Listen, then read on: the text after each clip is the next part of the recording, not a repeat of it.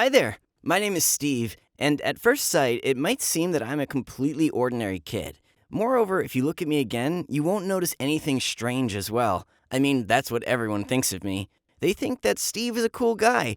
He's just like everyone else. But like many other people, I have a skeleton in the closet. It is a deep, dark secret, which I've never told anyone about.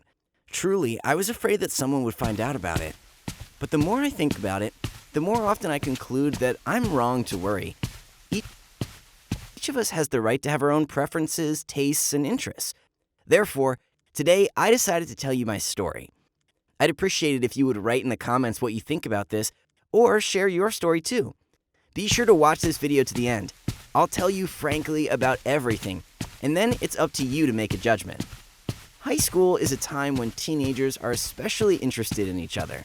First love, first confession, first date, first kiss, first relationship, first...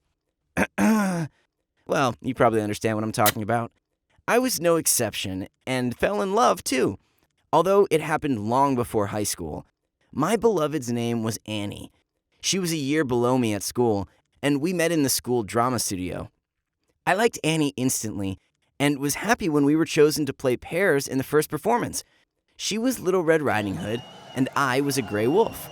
I thought it was just a kid love, but we grew older, and I still liked Annie passionately. She turned from a cute child into a beautiful girl, the leader of the school cheerleading squad.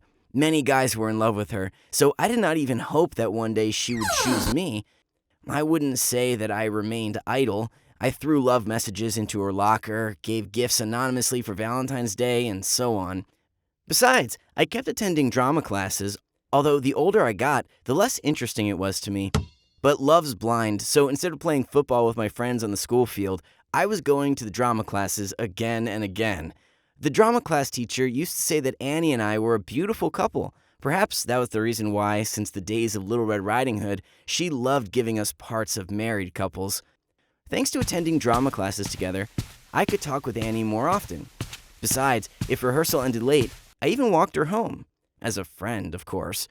Sometimes we even rehearsed our parts together, and I thought it was a great chance to confess my feelings to her, but I still couldn't work up the courage. All worked out in the end. It was Annie's birthday, so I decided to put a present in her locker. A beautiful pendant and a postcard with another declaration of love. I got to school early so I wouldn't be noticed, but apparently Annie came even earlier.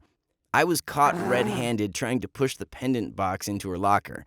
It was pointless to deny anything, so I confessed that I fell in love with her when we were kids. That was my last year at school, which meant that I would not have to endure her quizzical glances for long, so I didn't care about the consequences. I thought that Annie would laugh at me, be surprised, or simply ignore my words because some guys used to confess their love to her every day.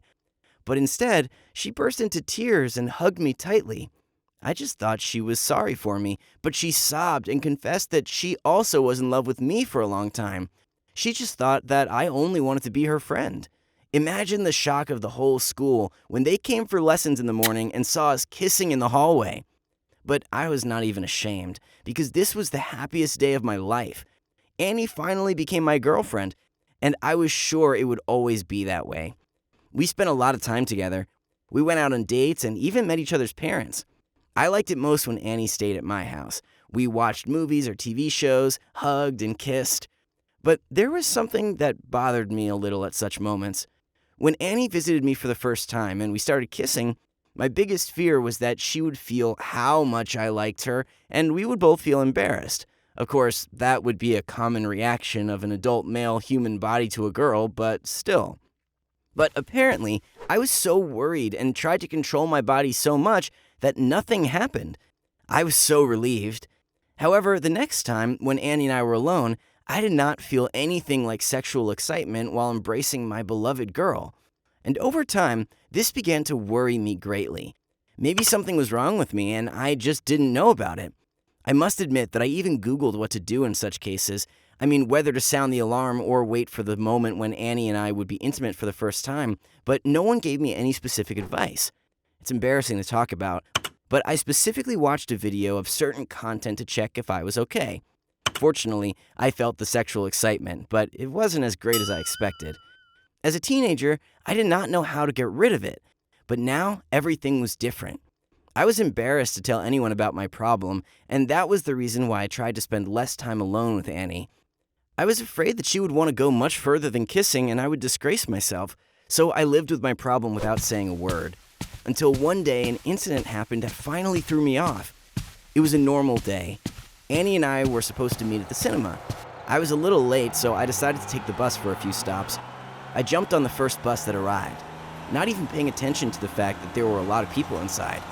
I stood by the window, checking my watch nervously, and realizing that a little bit more and I would have to beg Annie for forgiveness.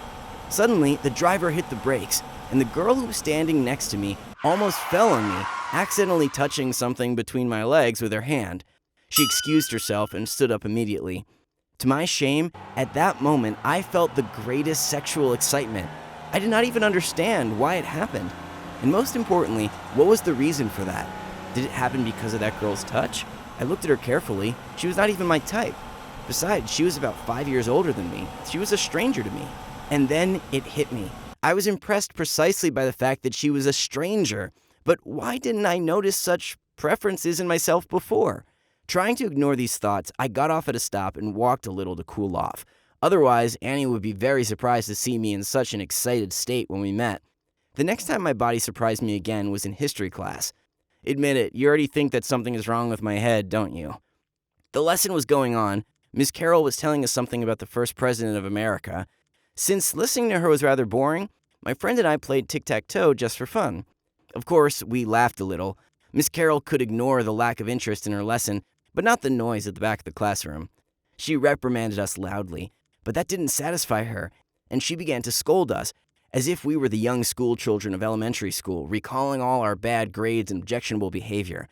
I thought that I would be happy to feel ashamed of my actions in that moment, but the more Miss Carroll shouted at me, the more it turned me on. Can you imagine it? I covered my groin with both hands, hoping that no one would notice my shame. Fortunately, the bell rang and I ran to the bathroom. When I was recovering there, I tried to realize what had just happened. If we look at this objectively, then I get turned on by the fact that a woman yelled at me. A young and pretty woman, by the way. Of course, Miss Carroll was older than me, but she has always been the fantasy object of many guys from school. I understood that something was wrong with my head and body. I mean, I didn't have any sexual reaction while hugging Annie, but I instantly reacted to the touches and aggression of stranger girls. I didn't know who to call and talk to about this problem. Shouldn't I talk to the mental specialist at once? But even after the second incident, I did not dare tell anyone about my experiences. Firstly, because any guy would be ashamed to admit that he's not impressed by his girlfriend. And secondly, because my preferences had quite a specific nature. Apparently, my body decided to collect the moments of my shame because it just got worse and worse. Once in gym class, the guys and I played basketball. I really loved this game. Any competition stirs my sporting interest and a desire to win, so I became fully involved in the game. Passing a ball to my team member, I misjudged my strength and trajectory of the ball. It flew right in the direction where the cheerleaders were learning their dance for the next game. Unfortunately, it hit the head of one of the girls. Angry, she came to me immediately. I expected her to start shouting at me, but she just slapped me and returned to her team without saying a word. Everyone was shocked. Me, the guys, our coach, the girls from the cheerleading squad, and my body. The latter once again reacted to this kind of girl's attention in a completely inappropriate manner. My basketball form saved me from dirty looks and any questions, and then a very concerned Annie came up to me asking if I was hit hard. Perhaps in my early childhood, I was hit really hard. I should ask my mom if she ever dropped me because I couldn't see any other reasons for being such a weirdo. I understand that everyone has their own tastes, but why did I get such shameful tastes, which were embarrassing to talk about even with my closest friends? I was terrified of what kind of surprise my body would bring me the next time. Would I be excited by some specific smell or, say, a delicious, juicy chicken? Of course, that sounds crazy, but I didn't know what to expect from myself anymore. Usually, guys react to naked parts of the woman's body sharply. This is why miniskirts, blouses with flirty collars, dresses that leave little room for the imagination are so popular. But not in my case. I was impressed most when one day Annie came to visit me, wrapped in a huge sweater and scarf. She got sick, so the more clothes she wore, the more comfortable she felt.